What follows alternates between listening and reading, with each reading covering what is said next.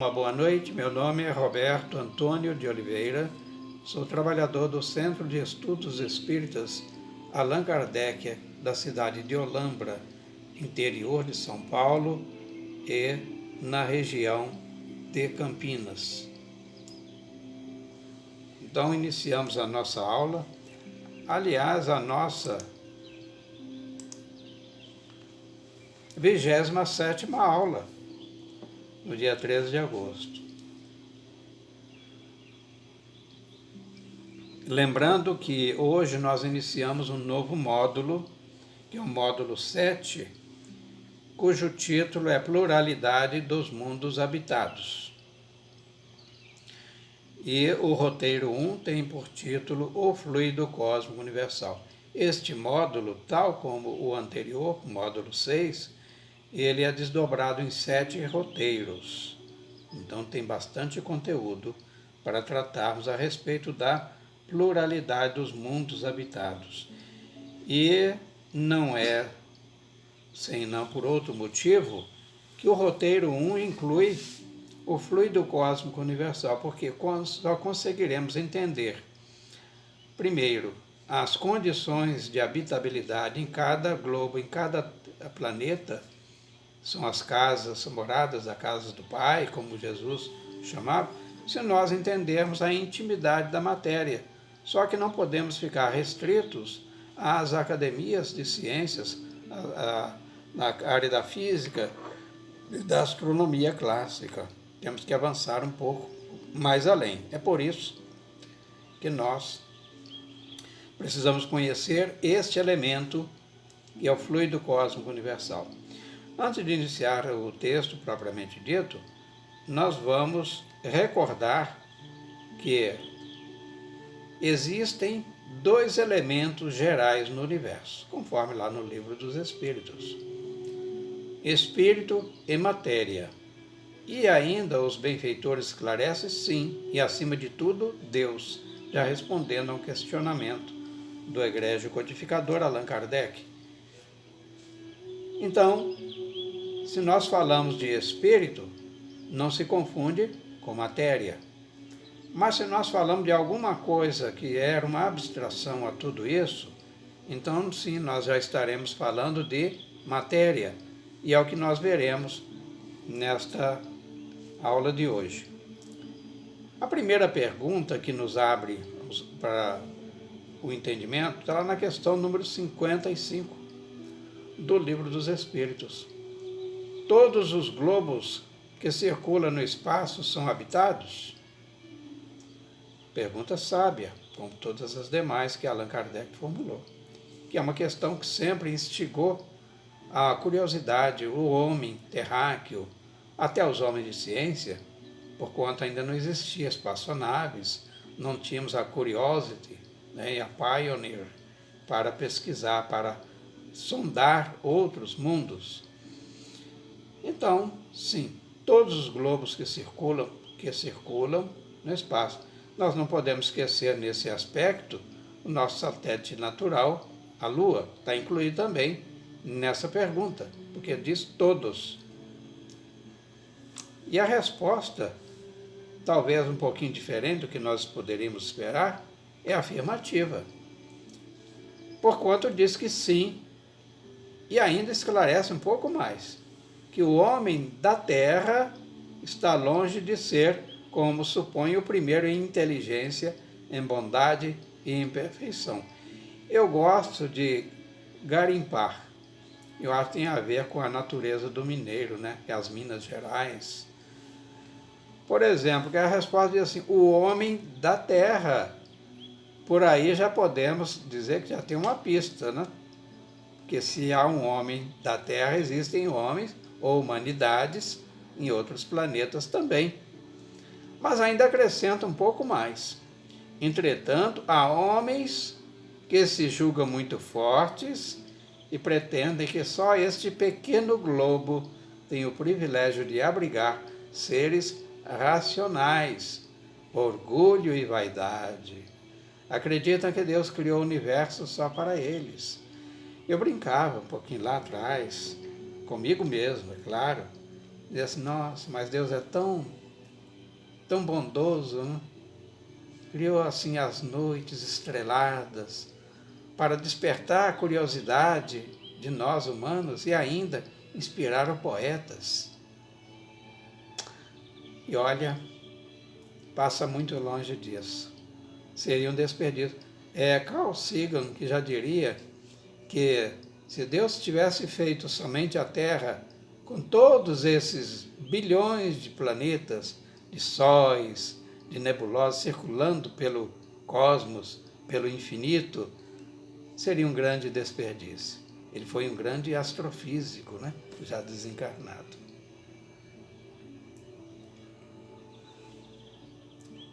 E então nós abrimos, reforçando, né? Deus, o Criador, o Pai de todas as coisas, a matéria e o Espírito.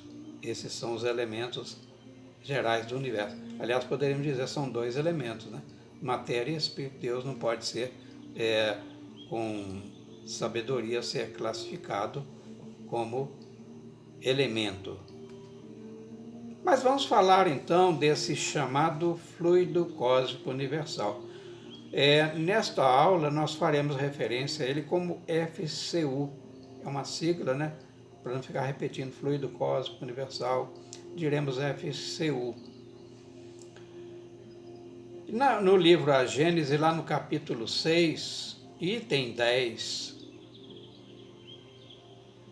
assim explica Allan Kardec. Há um fluido etéreo que enche o espaço e penetra os corpos. Então, estamos falando de uma matéria sólida e um fluido muito sutil que ele penetra esses corpos. Ele não especifica, logo a regra é para todos, sejam corpos animados ou inanimados, orgânicos ou inorgânicos. E avanço esclarecendo, dizendo que esse fluido é o éter, ou matéria cósmica primitiva, geradora do mundo e dos seres. Naturalmente, nessa abordagem, quando fala em seres, são seres que estarão à espera de algo para animá-lo, um espírito, um princípio vital que venha animá-lo. Então, este éter, esse fluido, é uma matéria cósmica primitiva. Já estamos falando do FCU. São-lhes inerentes as forças que presidiram às metamorfoses da matéria, as leis imutáveis e necessárias que regem o mundo. São-lhe inerentes, quer dizer, são propriedades das quais se valem, como temos, por exemplo, a força de coesão, a força de repulsão, temos a gravidade, né? As forças, pressões externas, internas e etc. Então, são inerentes a esse fluido. E também leis imutáveis, porque foram leis divinas que regem o mundo. Então, a matéria cósmica primitiva, é o FCU, continha os elementos materiais, fluídicos e vitais de todos os universos que estadeiam suas magnificências diante da eternidade. É uma forma poética também de descrever, naturalmente, neste livro A Gênese, lá no item agora 17, não somente nesse, em todos os outros, né, da codificação, houve uma contribuição preciosa de muitos espíritos, inclusive ex-astrônomos, como Galilei, por exemplo. Então, essa matéria cósmica, é a mãe fecunda de todas as coisas, a primeira avó e, sobretudo, a eterna geratriz. Uma familiaridade, assim com a nossa vinculação afetiva, né? Já lá de trás. Pedi a minha auxiliar para ligar aqui o ventilador, porque tem os mosquitos aqui fazendo barulho no meu ouvido. Aí eu não ouço nem a minha voz. Bom, agora, já no capítulo 14, ainda do livro A Gênese, tá, pessoal? Porém, no item 2, olha que preciosidade. Como princípio elementar do universo, ele assume dois estados distintos. Estamos falando do FCU. Quando for diferente, eu direi. Então, quais são esses estados? Primeiro, o de eterização ou imponderabilidade, que se pode considerar o primitivo estado, esse é o primeiro, né? E o outro, o de materialização ou de ponderabilidade, que é, de certa maneira, consecutivo àquele, ou seja, ao imponderável. O ponto intermédio é o da transformação do fluido em matéria tangível. Como é importante, gente, esse conhecimento, né? o estudo, porque inclusive muitos fenômenos de ordem mediúnica, sobre os quais nós nos debruçamos, né, dentro dos arraiais espíritas, nós o conseguiremos entender perfeitamente com o entendimento dessas leis que presidem os fenômenos, né? Falamos fenômeno de agregação da matéria, de eterização. O que é imponderabilidade? Imponderável, aquilo que não se pode medir, pesar, né? Ou seja, não tem uma forma de nós, aqui na nossa casinha planetária, os recursos necessários para mensurá-los. Poderíamos dizer também incomensurável, né? São imponderáveis. E entre a ponderabilidade, ou melhor, entre o ponderável e o imponderável, existe um estado ou ponto intermediário, que é o da transformação. Por que esse ponto é necessário? Porque essa transformação é um processo. E às vezes leva décadas, séculos e até milênios, né? Quem duvidar disso, veja, por exemplo, o átomo de carbono, que suportando a prova do tempo, nos milhões de anos, se transforma no nosso conhecidíssimo e precioso diamante, né? Sobretudo as damas apreciam muito, né? Muito bem, então nós fechamos com essas colocações iniciais, o chamado FCU. Agora vamos ver um de seus derivados, ou seja, um dos seus subprodutos, o fluido vital, ainda conhecido também por alguns tratadistas como o princípio vital.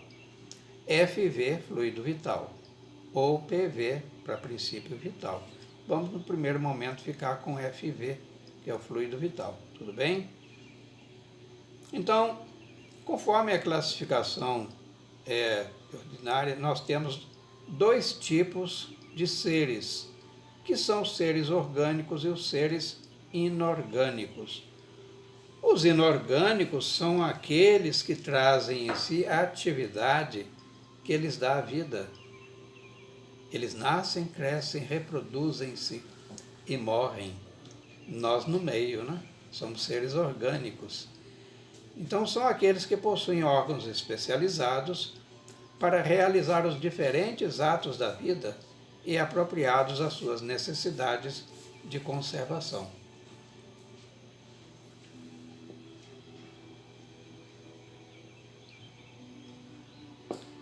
Esses são os orgânicos. Os inorgânicos, eles não possuem vitalidade. Olha, isso é fundamental para diferenciar um do outro, né? Os seres inorgânicos, eles não possuem vitalidade nem movimentos próprios. Eles podem até se movimentar em função, por exemplo, de uma força de coesão, a força de gravidade, né? Então se desloca. Nós temos, por exemplo, nos chamados fenômenos telúricos, um deles, que é o terremoto, entre outros, né? Em que as placas elas deslizam-se nas profundezas, posto sobre o magma, que é o núcleo mais quente da Terra, Então elas deslizam ali e a superfície balança e as pedras então se movimentam, mas não por possuírem vitalidade. Lembramos que são seres inorgânicos. Mas temos mais seres inorgânicos também, por exemplo, a água, o ar, o fogo, são seres inorgânicos. São aqueles que seduziam os nossos antepassados, né, e se maravilhavam com o fogo, com a força do ar e das águas, né? Então eles são também elementos inorgânicos. E a força que une esses seres inorgânicos, que são os elementos materiais, é a lei de atração. Já o dissemos, né?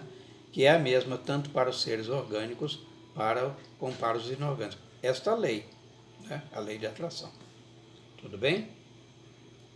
Então a única diferença entre a matéria que forma estes seres está no fato de que, nos seres orgânicos, esta é animalizada. A forma, né, é animalizada. E a causa é a sua união com, aí entra em ação o nosso famoso PV, o princípio vital. Então, para que haja vida, é imperativo que os seres orgânicos estejam impregnados do princípio vital. A vida, portanto, é um efeito de uma ação de um agente sobre a matéria.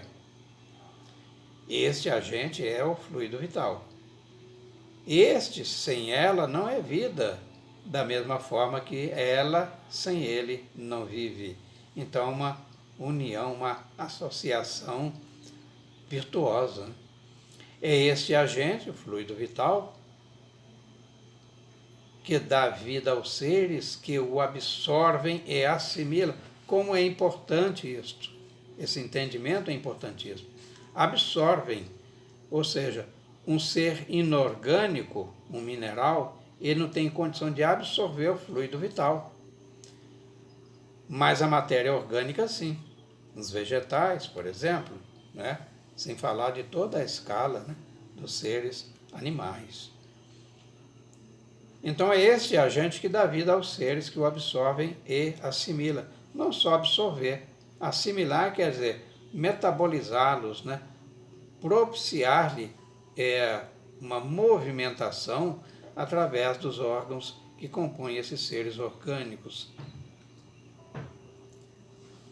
Então, o fluido vital tem como o fluido vital, só para lembrar, ou o princípio vital, são sinônimos. Vocês vão encontrar em livros, além dos livros da codificação, vão encontrar outros que também falam ora num, ora no outro. E Kardec ele já avança um pouco na codificação, já falando nos dois e estabelecendo eles como sinônimos, né? Então tem como fonte, ora, não poderia ser diferente, né? O nosso conhecido FCU. Então é de lá, dessa fonte, o FCU, Fluido Cósmico Universal, que ele, o fluido vital, tem sua origem. Ele também ele é conhecido, tem vários nomes, olha, observe, tem mais ainda. Também conhecido como fluido magnético, ou fluido elétrico, animalizado. Então isso aqui é importante, ele, fluido vital, é a ligação entre o espírito e a matéria. Observando o seguinte, porque a gente fala assim, mas entre o espírito e a matéria, o corpo, entre o espírito e o corpo, não tem ali o perispírito? Sim, mas aqui nós estamos falando de maneira genérica. Um ser orgânico não tem necessariamente um perispírito. Agora, se nós apoiarmos na definição inicial, que são os elementos gerais do universo, espírito e matéria, e acima de tudo Deus seria o terceiro elemento, poderíamos, só exemplificativamente, dizer que é a Trindade universal. Deus primeiro, depois vem espírito e a matéria. Então, o próprio perispírito não deixa de ser matéria, lembra? É matéria, mas ainda para os nossos olhos, embora muito sutil, aos espíritos de outras casas planetárias, ainda é muito grosseiro. Então, Este princípio vital é o mesmo para todos os seres orgânicos, apenas é modificado segundo as espécies. Como isso é importante?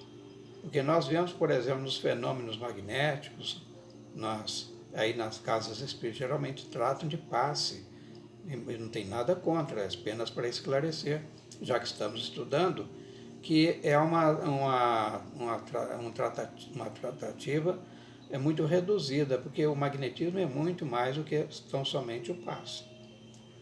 Porque nós temos como possibilidade de dinamizar, de potencializar, de reduzir, de dispersar, de concentrar em relação a essa ferramenta que é o magnetismo, né? Esses fluidos. Então, este fluido é que dá movimento e atividade aos distingue dos inorgânicos, que apenas recebem o movimento, não produzem, como já colocamos.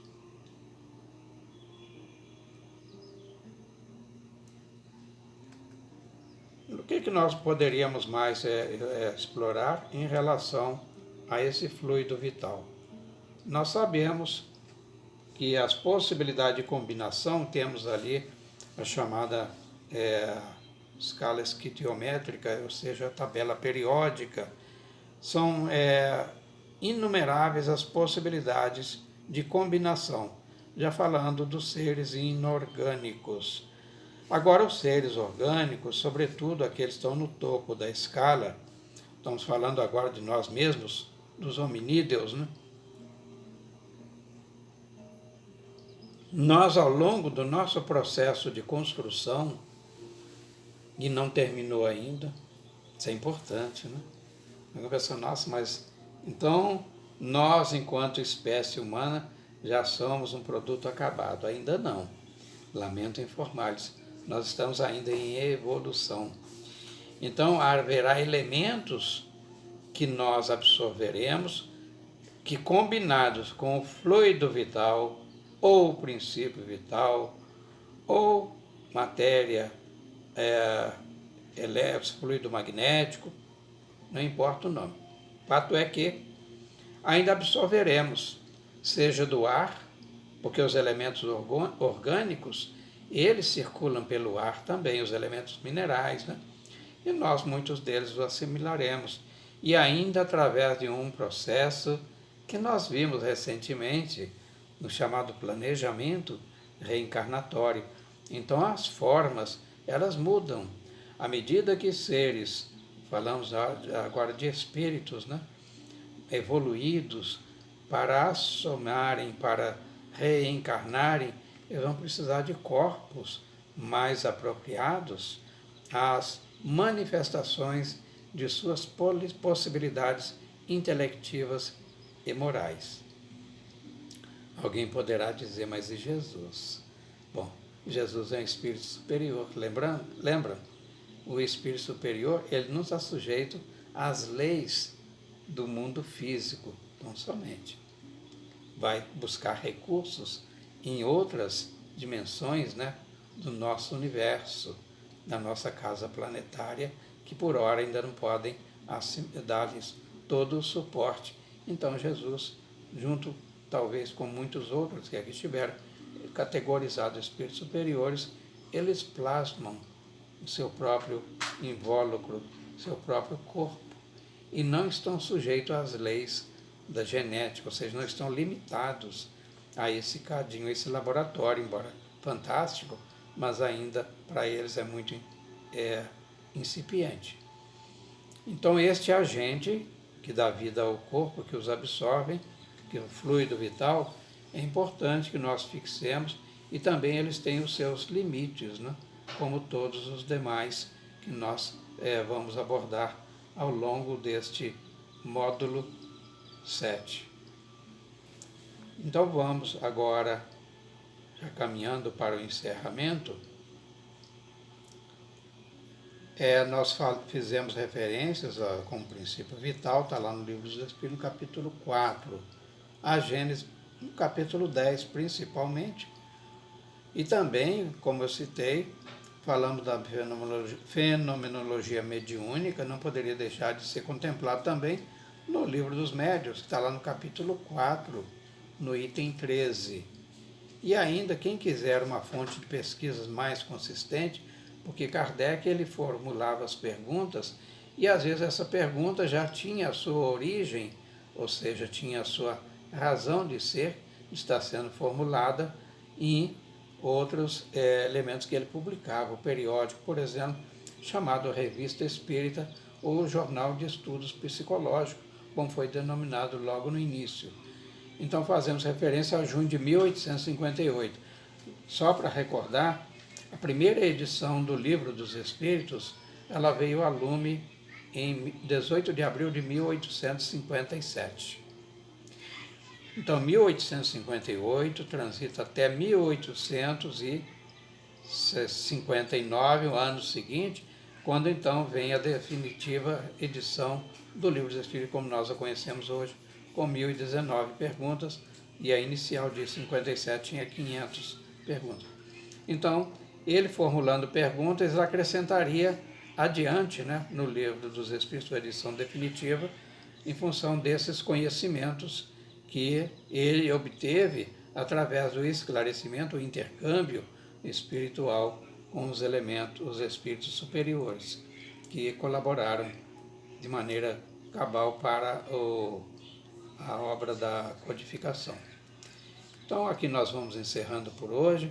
Esperamos que tenha sido proveitoso para todos vocês. Compartilhem, divulguem também e não deixe de fazer os seus comentários. Muito importante para que nós possamos aprofundar. E também aquilo que vocês entenderam é muito importante também, porque com o conhecimento nós construímos uma chamada base crítica e que o Espiritismo está a solicitar de nós. Ou seja, nós temos esse compromisso com a verdade. E a verdade nós a conheceremos, mas a conta-gotas, com esforço e através do estudo. Então, vamos agora para o nosso segundo momento. Vocês ficarão com a Leila, que